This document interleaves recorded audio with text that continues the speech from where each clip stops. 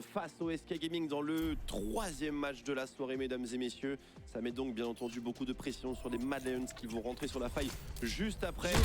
Messieurs, SK Gaming s'incline une fois de plus. Et Triton, je t'ai vu abattu, je t'ai vu arriver sur le plateau et tu t'as essuyé tes larmes, tu t'es rhabillé et puis tu nous as dit je vais mal. Non, mais il y a eu une petite image sur la fin sur Exa qui était évidemment déçu. Et c'est vrai que SK Gaming, ça joue juste plus du tout bien hein, depuis les dernières rencontres.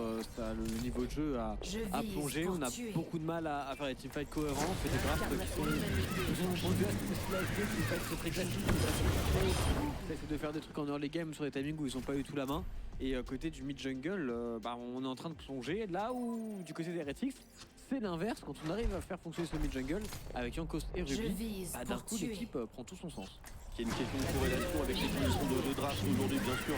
Le Vi arrive, ce sont elles, hein, bien sûr, en bonne reine qui ont dominé le match.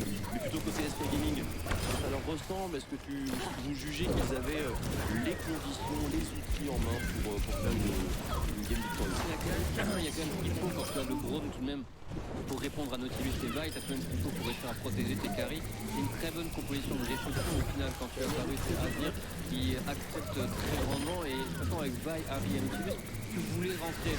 Il y a certaines situations de jeu qui ont mal été jouées par les FK et les derniers fights ont vraiment été mal pris. Mais même avant de parler des fights de fin de partie, on peut revenir sur l'early game qui a